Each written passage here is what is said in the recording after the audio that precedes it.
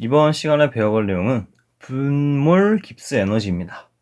파셔몰라 깁스 에너지라고 설명을 드릴 수 있을 것 같은데, 먼저 화학 포텐셜에 관한 내용을 말씀드리자면, 지금까지 계속 해왔던 거죠. 일정 압력, 온도, 그리고 제2성분을 제외한 나머지 성분이 일정할 때 제2성분의 몰수 변화량에 따른 깁스 에너지의 변화량이 화학적 포텐셜이 된다라고 배웠습니다. 그래서 그래프로 표현을 하면 NJ, 제2성분의 몰수와 깁스 에너지에 따른 그래프를 그려보면 어떤 한 점에서 제2성분의 몰수가 A일 때의 그때의 기울기를, 이 그래프에서의 기울기를 화학적 포텐셜이라고 할 수 있을 것 같습니다. 이 식을 수학적으로 생각할 수도 있다라는 거예요. B성분도 마찬가지로 B성분일 때의 기울기가 이때의 화학적 포텐셜이 된다라고 설명드릴 수 있을 것 같아요. 그리고 저번 시간에는 partial molar volume, 분몰 부피에 대해서 학습했었죠. 그래서 전체 부피는 각 성분의 몰수와 partial molar volume에 대해서 식으로 쓸 수 있다라고 배웠었습니다. 그래서 이 개념을 가지고 깁스 에너지에도 한번 적용해 볼 거예요. 먼저 순수 물질의 깁스 에너지는, 전체 깁스 에너지는 그 성분의 몰수에 그 성분의 몰 깁스 에너지를 곱한 것과 같을 겁니다. 그런데 몰 깁스 에너지라는 건 지금까지 학습해서 알고 있었겠지만 그 성분의 화학적 포텐셜이라 해도 무방할 거예요. 일정 온도, 일정 압력에서 말씀드리는 겁니다. 그런데 혼합물에서 보면 혼합물은 전체 깁스 에너지의 변화량이 A 성분과 B 성분에 따라 달라질 거예요. 이 과정은 저번 시간에 했던 부피의 유동 과정과 똑같습니다.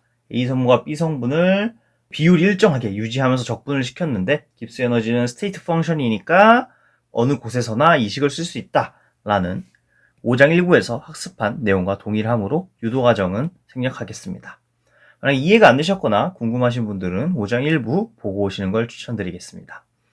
그래서 저번 시간에 배웠던 이 식과 마찬가지로 우리는 깁스 에너지에 대한 식도 얻을 수 있었습니다. 다만 저번 시간에 부피에 대해서는 partial molar volume에 대해서 식을 썼었고, 이번에 우리가 식을 쓴 건 화학적 포텐셜에 대해서 식을 쓸 수 있게 된 겁니다. 그런데 우리는 지금까지 알고 있죠. 이 화학적 포텐셜이라는 건 압력, 온도, 조성에 따라 달라질 거예요. 그렇기 때문에 우리가 화학적 포텐셜을 얘기할 때 온도, 압력, 그리고 조성을 고정시켜 놓고 제2성분에 대해서만 고려해서 식을 썼었죠. 위에 있는 식처럼. 그래서 이것이 무엇을 의미하냐 하면 혼합물의 깁스 에너지는 온도, 압력, 조성에 따라 계속해서 바뀔 수 있다는 얘기예요. 이걸 또 어디서 볼 수 있냐면 우리가 지금까지 학습한 식이 여기 있죠. 깁스 에너지의 변화량은 VDP-SDT예요. 즉 압력의 변화량과 온도의 변화량에 영향을 받는다라는 건 우리가 지금까지 3장에서 학습한 내용이었죠. 그런데 지금 우리가 학습한 내용은 뭐예요? 혼합물에서 A와 B의 몰수와 그리고 화학적 포텐셜에 따라 달라질 수 있다는 거였어요. 그래서 조성 변화 부분도 추가해 줍니다. 우리는 이 전체 식을 화학 연력학 기본식이라고 합니다. 그럼 여기서 한번 더 나아가 봅시다. 일정 압력, 온도에서 한번 관찰해 보자는 거예요. 일정 압력, 온도에서는 여기 있는 앞에 있는 식들을 날려버릴 수 있고 우리는 깁스 에너지 변화량을 몰수의 변화량과 화학적 포텐셜로 식을 쓸 수 있게 됩니다. 그런데 우리는 3장 13부에서 학습했었죠. 컨스턴트 압력 그리고 온도에서는 깁스 에너지의 변화량은 additional max work의 변화량에 해당한다라는 걸 배웠었어요. 기억 안 나신 분들은 한번 보고 오시는 걸 추천드리겠습니다. 그래서 우리가 최종적으로 얻은 식은 이 전체 식이 될 거고 깁스 에너지 변화량을 빼고 additional work에 대해서 정리를 하면 이런 식으로 식을 쓸 수 있을 겁니다.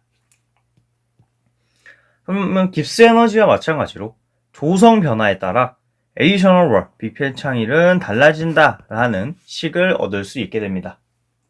그래서 이걸 어디에 쓰느냐 하면 화학전지에서는 전기화학 반응이 일어나면서 조성이 바뀝니다. 그 조성이 바뀌면서 이러한 파라미터들이 바뀌게 되면서 전기적 일을 하게 되는 게 이제 화학 전지입니다. 이제 그런데 적용시켜서 이해할 수 있을 것 같습니다. 이상입니다.